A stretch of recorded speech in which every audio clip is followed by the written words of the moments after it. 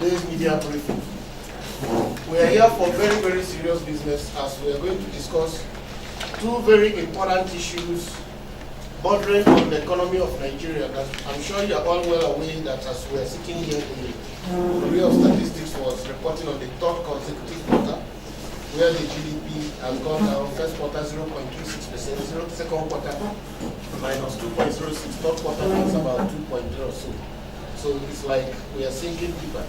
Well, we are here first of all to review the medium-term expenditure framework, which the Senate drew out and back to the executive, claiming that it was empty and vacuous.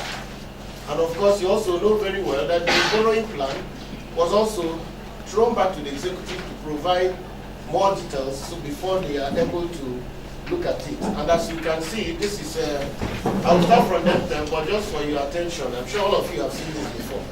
You are not seeing it now. We are trying to borrow about 30 billion and we have 2.5 pages. Those of you who are mathematicians will work it out, is about 12 billion per page. Yes. Each of these pages is worth $12 billion. And this on that second page maybe is worth about $5 or $6 billion. So we will come to this one shortly. So let's start with the MTEF. The medium-term expenditure framework, as you very well know, provides a background to the budgeting process in every year.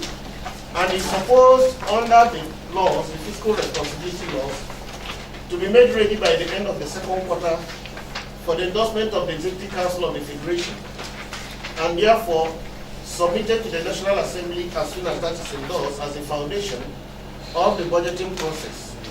The terms of reference for why we are here is that we conducted a study reviewing the MTEF in the light of the Fiscal Responsibility Act, and review what the President has sent so as to help the National Assembly to have a clear template for its input into the legislative approval process, highlighting areas of strengths and weaknesses, and looking at external macroeconomic indicators, and looking at them and the projections against the background on which they were projected.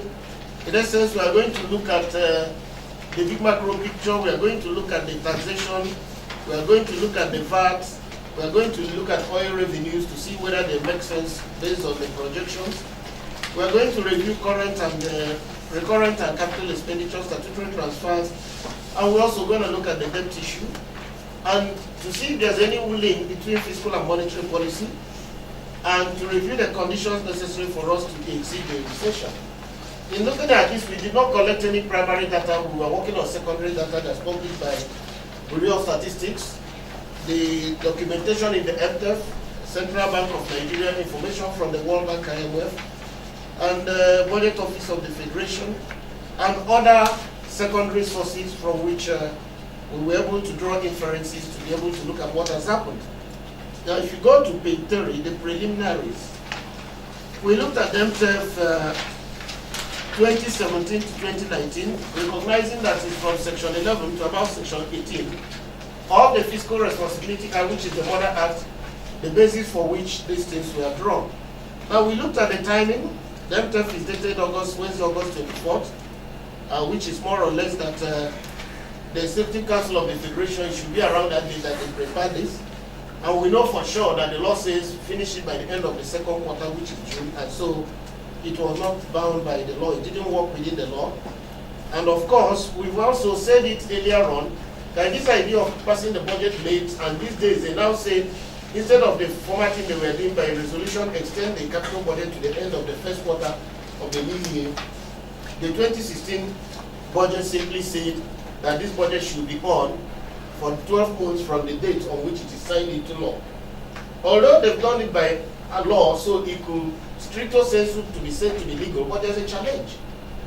If you now move the capital component of the budget up till, say, end of February or May next year, and the President submits a new budget, and you now begin approve it, assuming it is approved and ready to shoot on January 1. Now, the expenditure, you have two expenditures to make, but the revenue base is still one. The revenue base upon which you will draw to start implementing the new budget and the old budget is still one. And whether it is legal for two budgets to be on at the same time is something I cannot say for sure whether it is legal for you to have 2016 budget going on and 2017 all pari passu without a different revenue framework. Now, we also looked at the preparation of medium-term sector strategy